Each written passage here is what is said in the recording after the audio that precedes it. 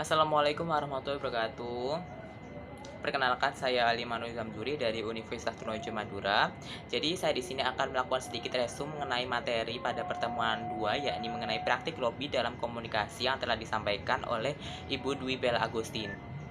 Nah, pada praktik lobby dan komunikasi ini ada pengertian atau definisi dari lobby itu tersendiri dari berbagai perspektif. Nah, lobby sendiri dalam KBBI itu merupakan suatu kegiatan yang dilakukan oleh seseorang untuk mempengaruhi orang lain yang kaitannya dengan hal-hal yang bersifat politik.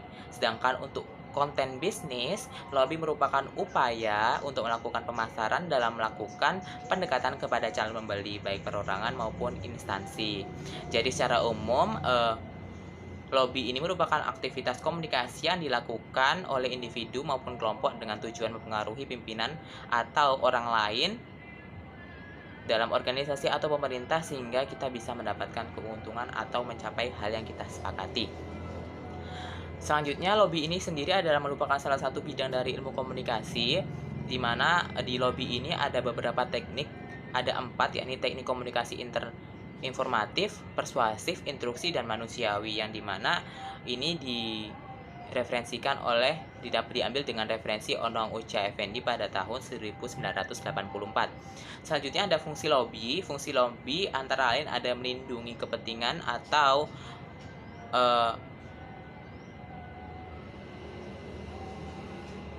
melindungi kepentingan organisasi atau lembaga bisnis dengan membuka komunikasi dengan pihak yang mengambil keputusan. Ada juga membangun koalisi, kemudian ada juga mewujudkan rasa toleransi antara pelaku komunikasi dalam organisasi ataupun institusi, serta mengumpulkan informasi dan mempersiapkan laporan untuk legislator yang mewakili posisi organisasi dalam isu-isu terkunci. Kemudian ada tujuan lobby. Kenapa sih lobby ini perlu dilakukan?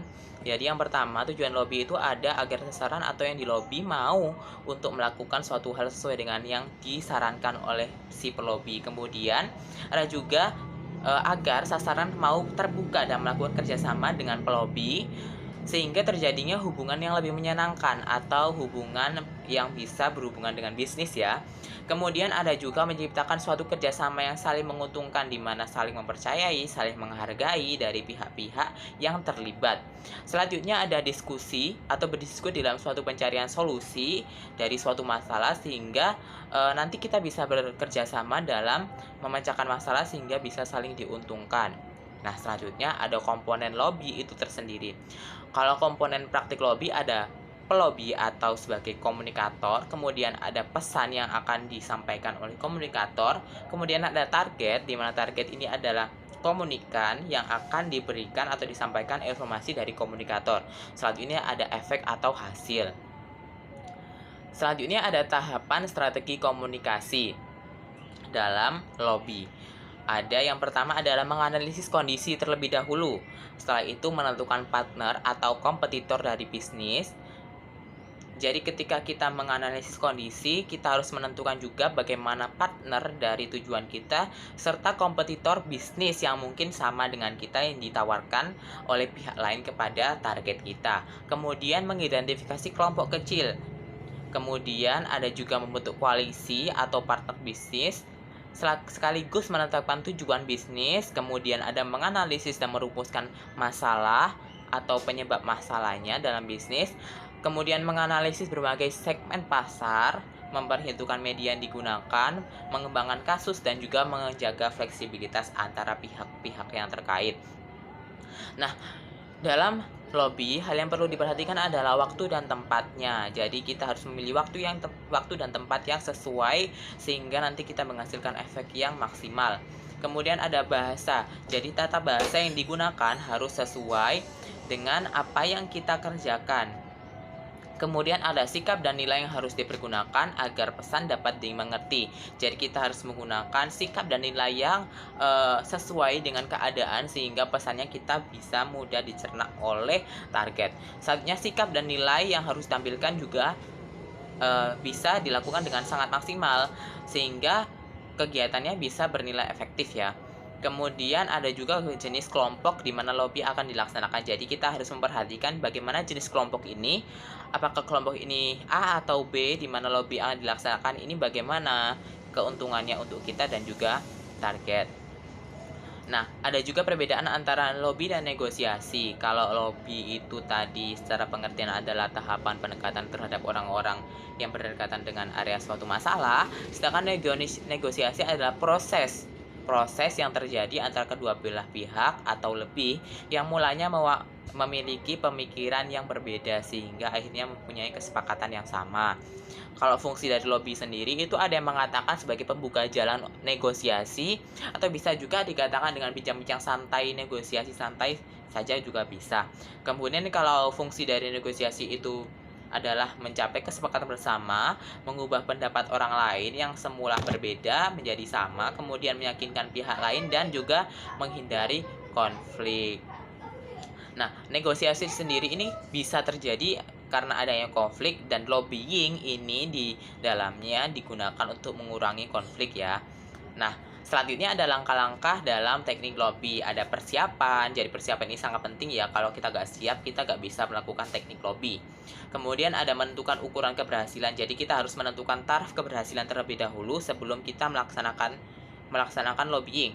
Kemudian kita harus mempunyai pemahaman atas sasaran. Jadi kita kalau nggak paham, kita nggak bakal bisa menghasilkan efek yang maksimal. Selanjutnya ada menerapkan tahap manajemen lobby. Jadi kita harus memanajemen bagaimana lobby itu sedemikian rupa sehingga nanti hasilnya bisa lebih maksimal.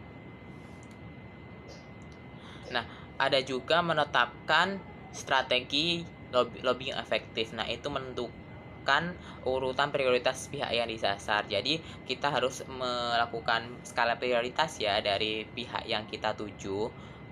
Kemudian ada juga merumuskan atau isi ide atau usulan dalam komponen. Jadi kita harus mempertimbangkan nanti usulan atau ide yang kira-kiranya bisa keluar dari target kita seperti apa dan kita bagaimana menanggapinya.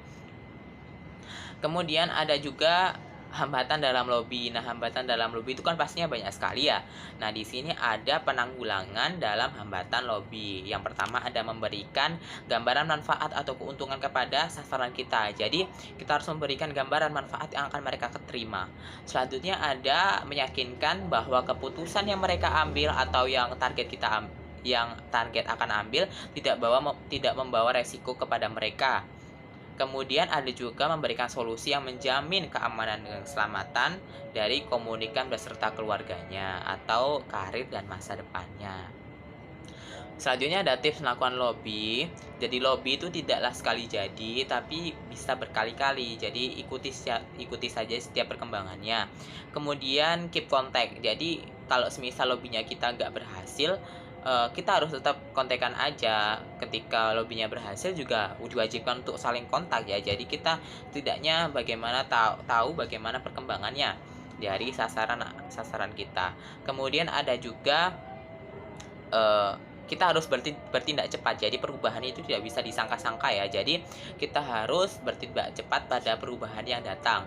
Kemudian secara efektif kita harus mendengarkan apa yang disampaikan dari komunikasi sehingga kita nanti bisa menanggapi dengan maksimal.